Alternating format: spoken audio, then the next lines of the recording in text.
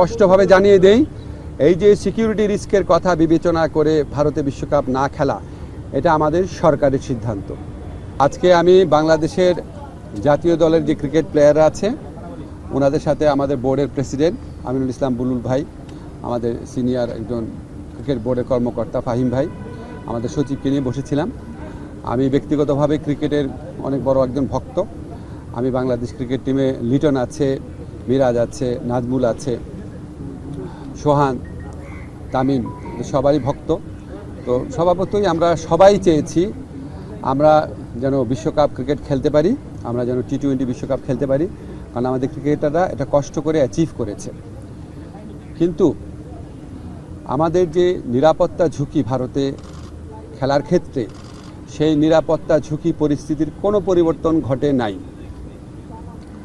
আমাদের যে নিরাপত্তা ঝুঁকির যে আশঙ্কা তৈরি হয়েছে, এটা কোনো বায়বীয় বিশ্লেষণ বা ধারণা থেকে হয় নাই, এটা একটা সত্যিকারের ঘটনার থেকে হয়েছে, যেখানে আমাদের দেশের একজন সেরা প্লেয়ারকে উগ্রবাদীদের কাছে মাথা নত করে ভারতীয় ক্রিকেট বোর্ড তাকে ভারত থেকে বের করে দিয়েছে, সোজা কথা বের করে দিতে বলেছে। তো এখন আইসিসি যে টুর্নামেন্টটা তো ভারতেই হবে। আইসিসি আমাদেরকে যতই বলুক নিরাপত্তা আশঙ্কা নেই, আইসিসি নামে তো আলাদা কোনো দেশ নাই। যেই দেশে আমার একটা প্লেয়ার নিরাপত্তা পায় নাই, এবং যেই দেশে ভারতীয় ক্রিকেট বোর্ড সরকারের একটা এক্সটেন্ডেড পার্ট, তারাই আমার প্লেয়ারকে উগ্রবাদীদের চাপে নিরাপত্তা দিতে ব্যর্থ বা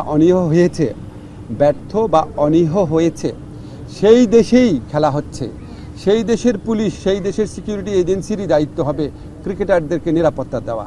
তো আমরা তাহলে ওই ঘটনার পরে কি এমন চেঞ্জ হয়েছে ভারতের, যে আমরা ভাবতে পারবো যে ভারতে আবার কোনো উগ্রবাদী আস্ফালন হবে না, এবং ভারত আমাদেরকে মুস্তাফিজকে নিরাপত্তা দিতে পারে নাই। তো কি হয়েছে, আমাদের ক্রিকেটারদের, আমাদের সাংবাদিকদের, আমাদের দর্শকদের সবাইকে নিরাপত্তা দিতে পারবে? এটা আমরা কিসের থেকে কনভিন্সড হব? আমাদেরকে এই বিষয়ে কনভিন্স করার জন্য আইসিসি কোনো চেষ্টা করে নাই। আইসিসি আসল যে ইনসিডেন্ট সেটাকে বাদ দিয়ে তার স্ট্যান্ডার্ড যে সিকিউরিটি প্রসিডিউর সেগুলো নিয়ে আলোচনা করেছে। যেখান থেকে গ্রিভান্সটা, সেই ঘটনা নিয়ে আইসিসি কোনো স্ট্যান্ড নেয় নাই ঠিক মতো।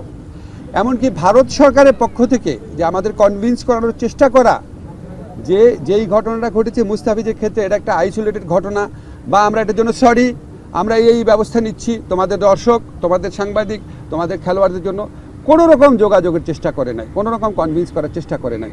ফলে আমাদের ডিসিশন পরিবর্তন হওয়ার কোনো রকম স্কোপ নাই। আমরা এখনও আশা করব, আমরা মনে করি আমরা আইসিসি থেকে সুবিচার পাই নাই, আমরা এখনও আশা করব আইসিসি সুবিচার করবে। আমাদের যে বিশ্বকাপ খেলার যে অধিকার, যেটা শ্রীলঙ্কাতে আমাদের খেলার সুযোগ রয়েছে, এরকম বহু নজির পৃথিবীতে আছে যে অন্য একটা ভেন্যুতে সিকিউরিটি রিস্কের কারণে খেলা হচ্ছে, আমাদের এখানে জেনুইন সিকিউরিটি রিস্ক আছে। আমরা এখনও আশা ছাড়ি নাই, আমরা আশা করব আইসিসি আমাদের জেনুইন সিকিউরিটি রিস্কটা সুবিবেচনার সাথে নিয়ে আমাদেরকে শ্রীলঙ্কায় খেলার সুযোগ করে দেবে বিশ্বকাপ। আমরা সেই আশাবাদ নিয়ে এখনও অপেক্ষা করছি। ধন্যবাদ। আর বাকি যা বলার বুলবুল ভাই বলবে। আমার একটা মিটিং আছে, আমি আপনাদের থেকে কাইন্ডলি বিদায় নিচ্ছি। আচ্ছা, আমি আজকে ক্রিকেটারদের সাথে যখন কথা বলেছি, আমি প্রথমেই বলেছি ক্রিকেটারদের সাথে আমার যা কথা হবে সেটা আমাদের ব্যক্তিগত ব্যাপার, আমাদের প্রিভিলেজ কমিউনিকেশন। তাদের কারো কথা আমি সাংবাদিকদের বলবো না, তারা নিজেরা বলতে চাইলে বলবে। আমার কোনো কথা তাদেরকে কি বলেছি সেটাও বলবো না, শুধু এইটুকু বলবো, কারণ এটা একটা প্রিভিলেজ কমিউনিকেশন। আমি যদি বলি যে ক্রিকেটাররা কী বলেছে সব আপনাদের বলবো, তাহলে তো ওরা মন খুলে কথা বলতে পারবে না। আমাদের এই সাক্ষাতের উদ্দেশ্যটা ছিল আমরা সরকার কেন এই সিদ্ধান্তটা নিয়েছে সেটা তাদের ব্যাখ্যা করে বুঝিয়ে বলা, কনটেক্সটটা বলা। আমার কাছে মনে হয়েছে যে তারা এটা বুঝতে পেরেছে, এটাই পারপাস ছিল, আর কিছুই না।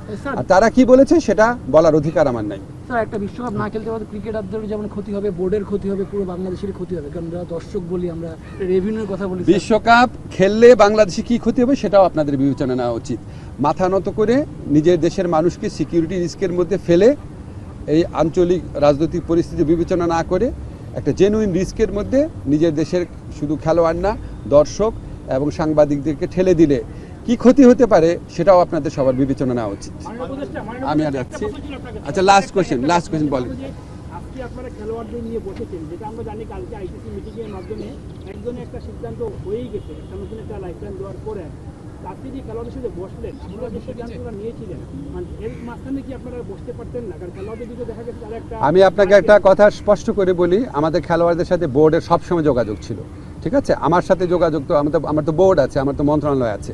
আর আপনাদেরকে আমি স্পষ্টভাবে জানিয়ে দেই, এই যে সিকিউরিটি রিস্কের কথা বিবেচনা করে ভারতে বিশ্বকাপ না খেলা, এটা আমাদের সরকারের সিদ্ধান্ত। কোনো একটা দেশের মানুষ অন্য একটা দেশে গেলে সিকিউরিটি রিস্ক আছে কি না সেটা সরকার বিবেচনা করে দেখে, এটা অন্য কারো বিবেচনার স্কোপ নাই।